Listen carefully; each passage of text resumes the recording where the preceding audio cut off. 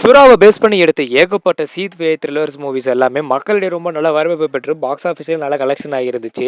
இப்போ அதே பேஸ் பண்ணி நெட்ஃபிளிக்ஸ் ஒரு படம் எடுத்திருக்காங்க. ஸோ அந்த படத்தை பத்தி ரிவ்யூ தான் பார்க்க போறோம். Welcome to semi corner. Under பாரிஸ்ங்கிற இந்த படத்தோட ஒன்லைன் ஸ்டோரி என்னன்னு பார்த்தீங்கன்னா, பாரிஸ்ல இருக்க சினிஸ் ரிவர்ல ஒரு சுறா தென்படுது. அது ரொம்ப மோசமாகவும் கொடூரமாகவும் இருக்குது. இதை மெக்காங்கிற 20 வயசு பொண்ணு கண்டுபிடிப்பாங்க.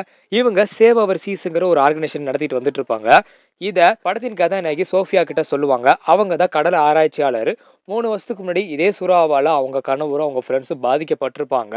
இதை தெரிஞ்ச இவங்களுக்கு ரொம்பவே ஷாக். ஏன்னா உப்பு தண்ணியில மட்டுமே வாழக்கூடிய சுறா எப்படி ஃப்ரெஷ் வாட்டர்ல இருக்குங்கிறது, அது மட்டும் இல்லாம அங்க இருக்கிற போலீஸ் ஆஃபீஸர் கிட்ட கவர்மெண்ட் கிட்ட எப்படி இதை சொல்லி தடுத்து நிறுத்துறாங்கிறது இன்னொரு கதை. இதுல படத்துல மெயின் பிரஷரான சீன் என்னன்னு பாத்தீங்கன்னா, அதே சினிஸ் ரிவர்ல தான் ஒலிம்பிக் போட்டி ஸ்விம்மிங் நடக்க போகுது. அதுக்குள்ள இந்த பிரச்சனை சால்வ் பண்ணாங்களா இல்லையா, அதுக்கு இடையில என்னென்ன பிரச்சனைகளா வருது, அதுக்கு எப்படி எல்லாம் சமாளிக்கிறாங்க தான் இந்த படத்தோட ஒன்லைன் ஸ்டோரி. ஓவராலா இந்த படம் உங்களுக்கு சீட் த்ரில்லர் கொடுக்குமான்னு பாத்தீங்கன்னா அது கொஞ்சம் ஏமாற்றம் தான். ஏன்னா ரொம்பவே த்ரில்லிங் பண்ற அளவுக்குலாம் இந்த படத்துல இல்ல, முந்தைய சுறா படங்களை கம்பேர் பண்ணும்போது. அண்ட் அந்த சுறாவை தடுக்கிறதுக்கான சில சீரியஸான சீன்ஸ்ல ரொம்ப கொஞ்சம் டல்லா பண்ணிருப்பாங்க.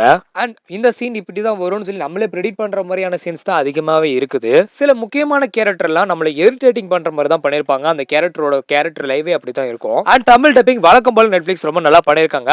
அதுல சோஃபியா கேரக்டருக்கும் மைக்கா கேரக்டருக்கும் பிளஸ் ஆதில் கேரக்டருக்கும் ரொம்ப நல்லா பண்ணிருக்காங்க. எனக்கு இந்த படத்துல ரொம்ப பிடிச்ச சீன் அது கிளைமேக்ஸ் தான். அங்கதான் இந்த சீன்ல ரொம்பவே சூடு பிடிக்கிற மாதிரி பண்ணிருப்பாங்க. சில பேருக்கு இந்த படத்தோட கிளைமேக்ஸ் பிடிக்கலாம், சில பேருக்கு பிடிக்காம போகலாம். ஓவராலா டைம் பாஸுக்கு பார்க்க வேண்டிய ஒரு திரைப்படம்னா இந்த படத்தை பார்க்கலாம். My rating for this movie 5 out of 3. மேலும் புது வீடியோல சந்திக்கலாம். பாய்.